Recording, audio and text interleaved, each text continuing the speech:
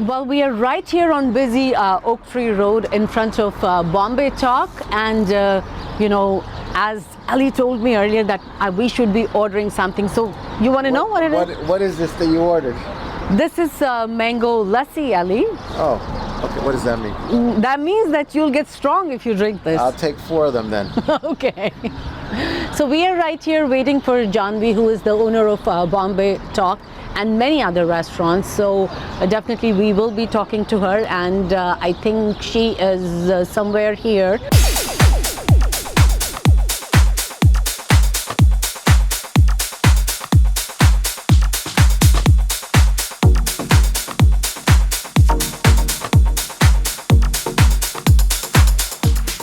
This is Pia. I'm Ali. Janvi. So tell us, we are here, and me and Ali have been sitting here and just looking at this beautiful Bombay Talk, and he told me to, get this mango lassi, and he wasn't sure what it is, and he got mad at me. He's like, "What did you order?" Yep, thank you. So we are here to know more about Bombay Talk, more about you, your success story. How did you start, and where did it all start? Obviously, this was something, the brand originally has been created by my father-in-law and my mother-in-law. They were in this business from almost now, if I count and go back, about 45 years. They're originally from Mumbai, Bombay, which used to be Bombay before, and now it's Mumbai.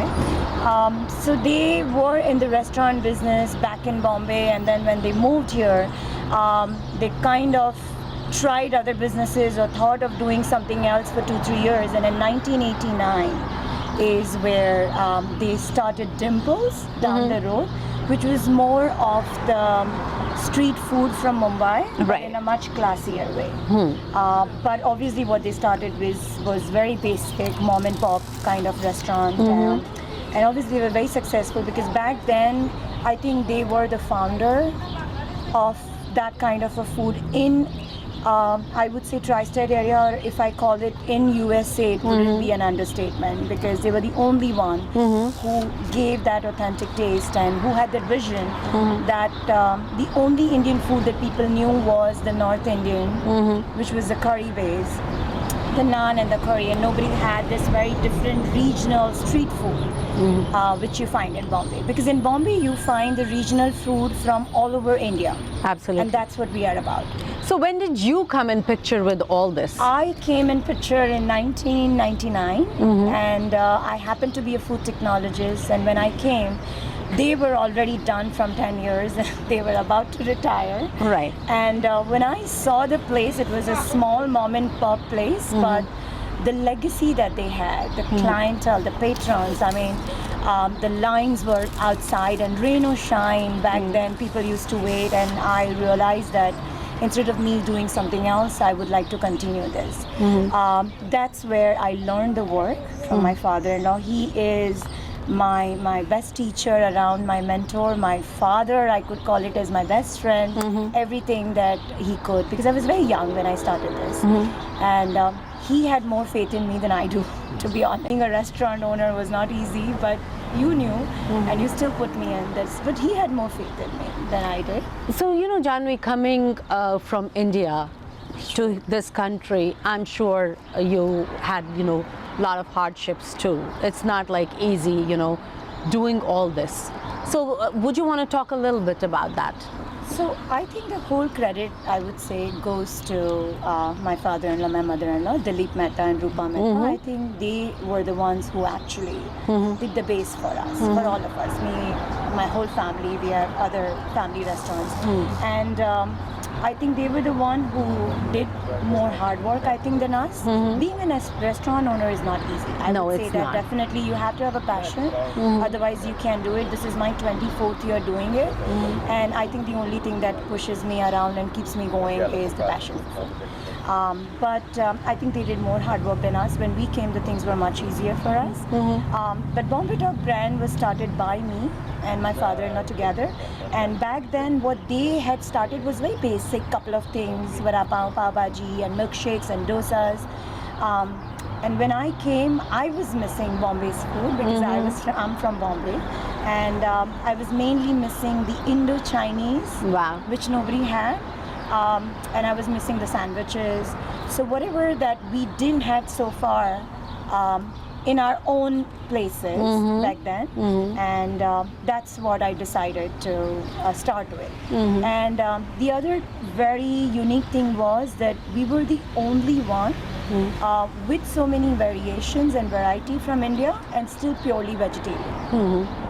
And back then people thought that it was stupidity to have such a vast menu and not serve any meat, and being in America and we won't be successful. But I think I feel everybody is turning now to We should. vegetarian, and look at Ellie. I think I want to be a vegetarian. He wants to be one got too. you. We got Yes. I'm gonna have a bunch of these, and I'll be okay. Yes. Yeah, no, Yes. we But I'm have very- plenty. We have plenty. I'm very familiar with the challenges of a restaurant industry. I've had over 20 restaurants myself in the last 30 years, Sure. and I always say it's very attractive from the customer side of the Oh, counter. absolutely, absolutely. Looks It's- great.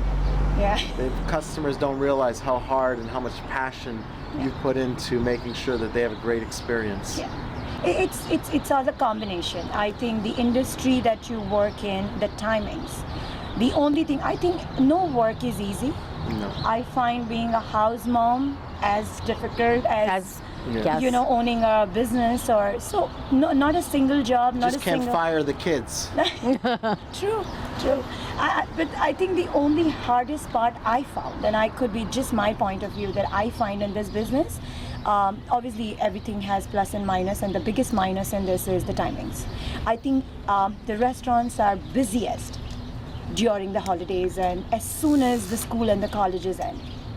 So you miss your family time. So since you're talking about the time, can you tell me how is your day? How does it start and how does it end? You don't want to know. You don't want to know about that.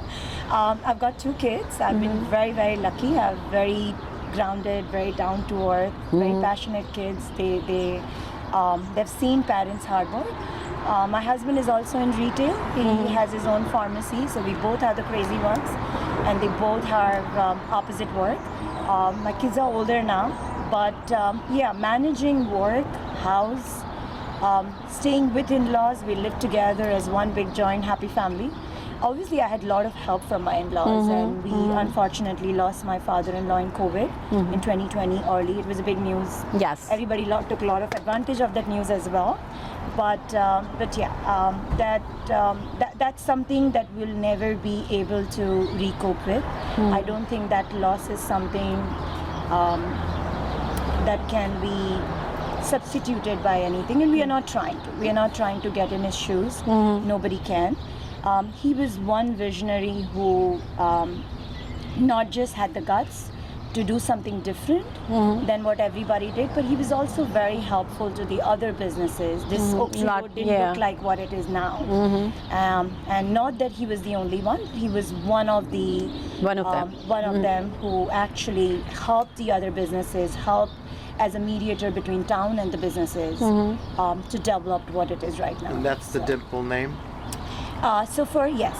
He had Dimple back in Bombay, which that's what he moved to, and everything in his family, whatever they did was Dimple, and that's how the Dimple name carried forward. And that's why I try to do anything that I do, I try to keep the Dimple name. It was his decision that I shouldn't have just the Dimple name and I should have the brand, and that's why Bombay Talk was given by him. Back then I didn't. You have any messages for the younger generation who wants to get into restaurant business? It's tough call. I don't know. I think just follow your passion. If you're passionate about something, whether it's food, whether it's any business, whether it could be something online to doing it in person to opening one small joint, you're selling 2 items. As long as you're passionate about something, nothing is difficult, and that is something that will keep you going. And success is just, it's your perspective, how you look at it. Everyone looks at it in a different way. As long as you're happy that you're, at the end of the day, you're making few happy customers and you see those smiling, satisfied face, that's all I care about, and that's my success story right there. Money will keep coming and going. it follows you if you're Absolutely. hardworking and if you're passionate, if you're honest in your work, money will follow you. Absolutely. Ali. No, I love it. You got a great perspective, and Yeah. the food looks amazing. Yeah. Drink is excellent. Thank you. Yeah, we have many other drinks. So Pia you'll have told to me come this will once. make And you know, strong. Ellie asked me that, what is this drink? I said it'll make you strong. He goes, then I'll have two. Oh my God. No, I wouldn't say that, but yeah, we have many other drinks and many other food variety. In fact, this probably is one of the unique location where we have 110 items in the menu, Wow. and 70% of our food is made on site. Amazing. So only the prep work is done. So this is one location by itself where it's more of the tapa style, but yeah, you will. It's a very unique experience where I would encourage you to come here with more and more people, with your family, with your friends. Order more stuff, order tapa style, order family style, and enjoy everything. Well, you have a very busy restaurant, so obviously there's others that agree with you. Yeah. Thank you. And thank you for allowing us into your business home. Anytime, my pleasure. I'm glad it worked out. Absolutely. And thank you so much. And all the best for the future. Thank you. Appreciate it. Yeah. All the best. And do shoot more and more businesses on Oak Tree, because I think Oak Tree Road itself is very unique. And it has a story to tell. Absolutely. Yes. Everyone You has will a find million stories on Oak Tree Road. Yeah. So it does have a story to tell. But Thank you. Thank you very much. Yeah. Bye That bye. was- Thank you. That was good. Thank Yeah. you.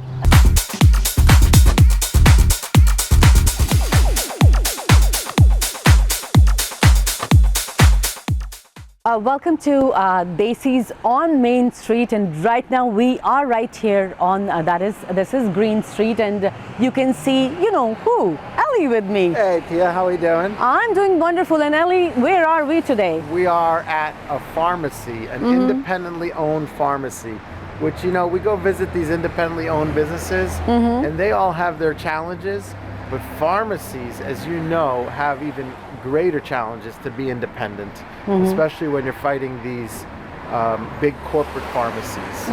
So I'm interested in hearing about this gentleman's journey and today's Absolutely. story. Absolutely, and I just want to say that this pharmacy is owned by Sanjay Shah, who is a very well-known person in the community, and we will be talking to him inside about his journey, how he came from India and started this pharmacy. So let's go inside.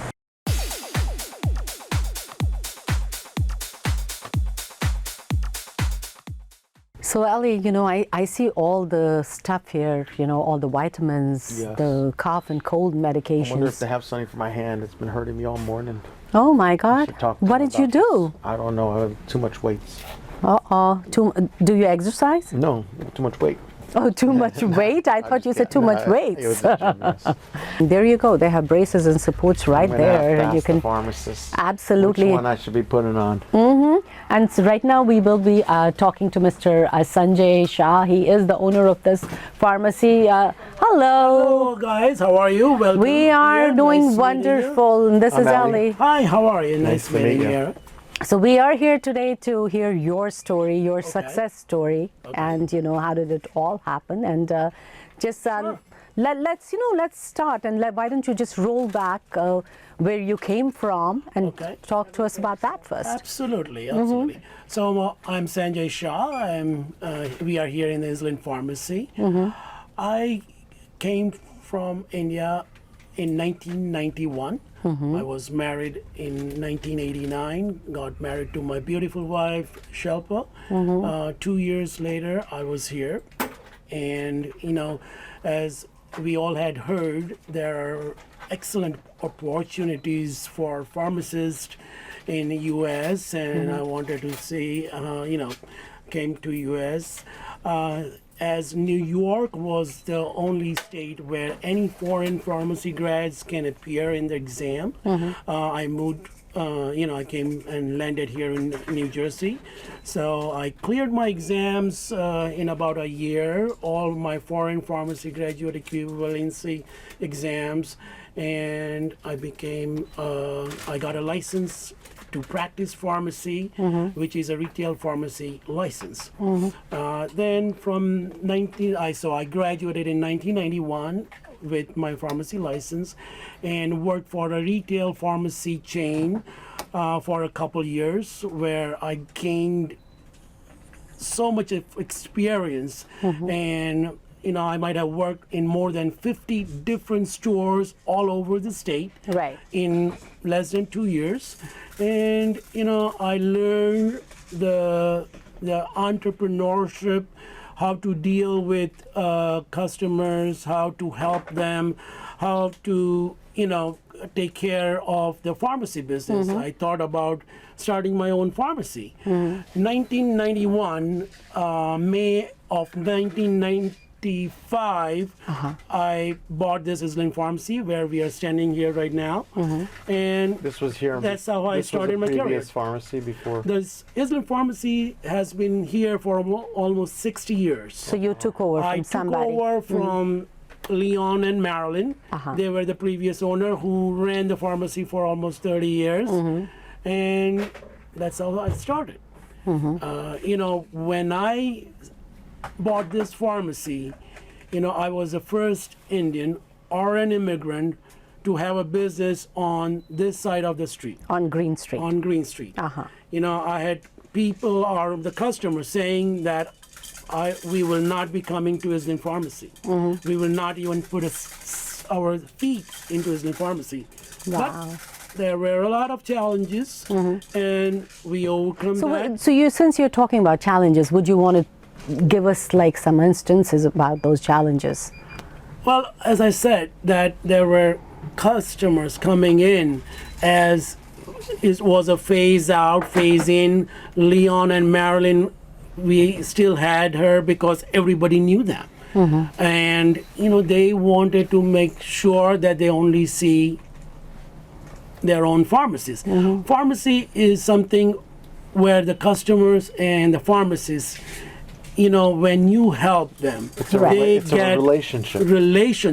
just like doctors. Yeah. They treat them, because you cannot reach doctors over the phone right away. You can reach their pharmacists over a phone call, or they can just come in. And they were very much attached to that pharmacy. I had to break that, and it took me little time, but the experience which I had gained from all the chain pharmacies, working at different stores, definitely helped me. And that the way you represent them, the way you help them, go a little beyond what a chain pharmacy would do. That's what I Absolutely. did. Absolutely. And the community is so small. The word spread it out. And people said, well, this is a pharmacy.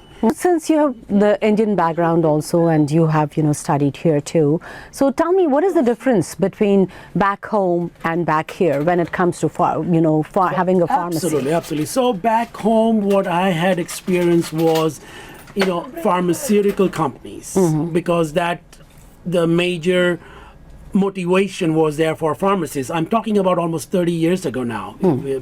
So I used to work for MJ Pharmaceuticals back home in India, which had a collaboration with Eli Lilly of US, and we used to manufacture lyophilized Kefzol and insulins, which used to be shipped out to Russia, then USSR. And I had really very good experience there. So when I came here in New Jersey, as I said, first couple years I had to work somewhere. I started working for Advanced Remedies, which used to make sterile ophthalmic solutions and ointments. And I interviewed.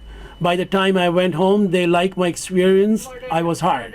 While I was working there, I was preparing for my board exam. As I said, I came here in 91. It took me a couple years to pass my boards. 93, I passed my boards. And, meanwhile, the company closed down, which was a blessing in disguise for me. I really worked hard and passed my boards in just the first try, and got my license. Wonderful. And there is younger generation pharmacists who want to come here like you. and who want to establish their own pharmacy, who want to do stuff here, what would you tell them? Good question again.